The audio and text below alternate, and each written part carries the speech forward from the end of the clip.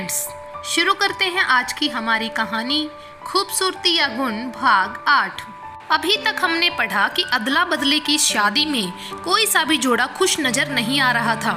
फिर भी बड़ों की आपसी सहमति से दोनों बेटियों की विदाई कर दी जाती है। अब आगे।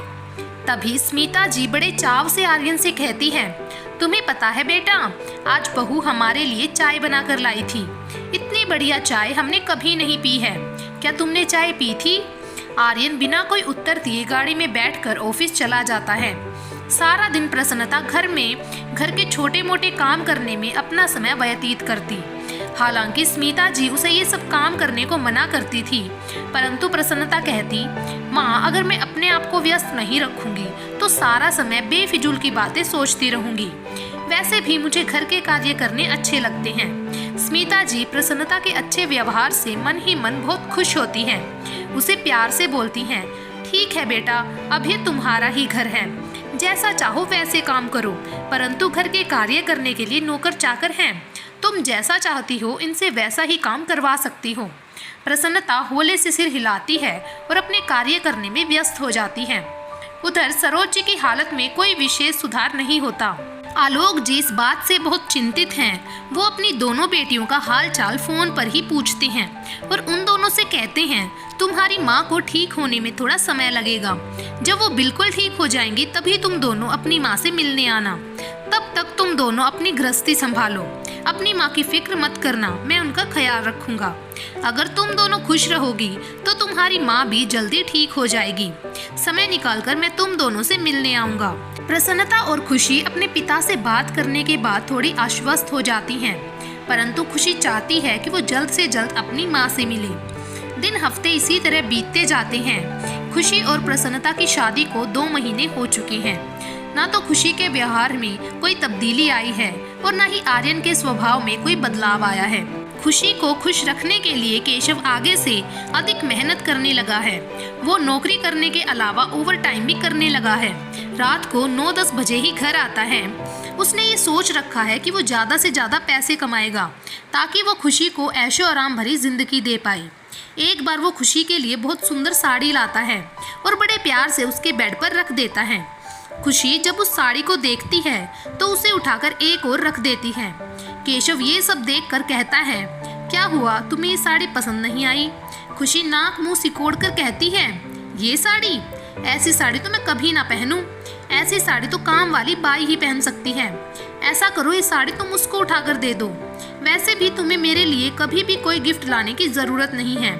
वो क्या है ना, तुम्हारी हैसियत इतनी नहीं है कि तुम मेरे लिए कोई गिफ्ट लेकर आओ। ये सुनकर केशव का दिल टूट जाता है। वो चुपचाप साड़ी को उठाकर स्टोर रूम में रख देता है। ऐसी कई छोटी छोटी बातों पर खुशी केशव को हर समय नीचा दिखाती रहती है। हर समय उसकी तुलना आर्यन से करती है और हमेशा उसे सुनाती रहती है, तुम कभी आर्यन जैसे नहीं बन सकते, इसीलिए ऐसी कोशिश मत किया करो। और हाँ, शायद तुम भूल रहे हो कि मैंने तुम्हें पहले ही कहा था कि जब तक मेरी माँ ठीक नहीं हो जाती मैं तब तक ही यहाँ तुम्हारे घर पर हूँ। मुझे ना ही तुम में कोई दिलचस्पी है और ना ही मुझे तुम्हारे घर परिवार से कुछ लेना देना है। इसीलिए मेरे पास आने के लिए ऐसे बहाने मत ढूंढा करो। मैं तुम्हारी माँ के सामने कुछ नहीं बोलती, इतना मैं तुम्हारे कहने से नहीं बल्कि अपने लिए करती हूँ, क्योंकि मैं तुम्हारे माता पिता की फालतू बातें नहीं सुनना चाहती। खुशी की जली कटी बातें सुनकर केशव के पैरों के तले जमीन खिसक जाती है। केशव जितना भी खुशी को खुश रखने की कोशिश करता है, खुशी उसे उतना ही दुत्कारती रहती है।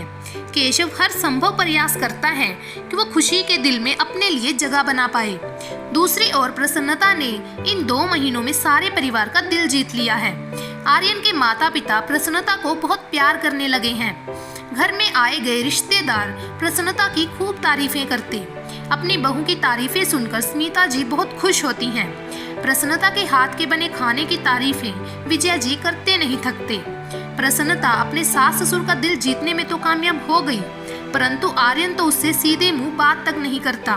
नजर उठाकर भी वो उसकी ओर नहीं देखता।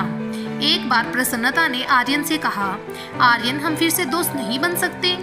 आर्यन उसकी बात को बीच में ही काटकर कहता है, दोस्ती? और तुमसे दोस्ती करना मेरी सबसे बड़ी गलती थी। तुम मुझे किसी भी रिश्ते में स्वीकार नहीं हो उसकी ऐसी कड़वी बातें सुनकर प्रसन्नता मन महसूस कर रह जाती है। कई बार आर्यन की माँ ने उसे समझाने की कोशिश भी की है। बेटा, प्रसन्नता बहुत अच्छी लड़की है, जितनी वो प्यारी है उतनी समझदार भी है। तुम एक बार उसे अपनी पत्नी के रूप में अपना कर तो देखो, तुम खुद महसूस करोगे कि ईश्वर ने तुम्हारे साथ कुछ गलत नहीं किया। अलबत्ता उन्होंने प्रसन्नता जैसी लड़की तुम्हें जीवन संगिनी के रूप में देकर तुम्हें अपना आशीर्वाद ही दिया है। लेकिन आर्यन अपनी माँ की बात को सिरे से नकार देता है और हमेशा कहता है, आप चाहे जो कह ले, उसकी जितनी मर्जी तारीफ कर ले, परंतु मैं उसे कभी भी अपने दिल में जगह नहीं दे सकता। आप उसे बेशक अपनी बहू का दर्जा दीजिए, परंतु मेरी पत्नी का दर्जा उसे कभी नहीं मिलेगा। उसकी ऐसी बेरुखी देखकर प्रसन्नता कभी कभी बहुत टूट जाती है, परंतु फिर हिम्मत करके अपने आप को संभालती है और उसकी हर छोटी से छोटी चीज का ध्यान रखती है। हमेशा वो अपने मन ही मन ये सोचती है, वो मुझे चाहे ना चाहे ये हक है उसे, परंतु मैं उसे भूलकर जिंदा रहूं ये मेरे लिए मुमकिन नहीं।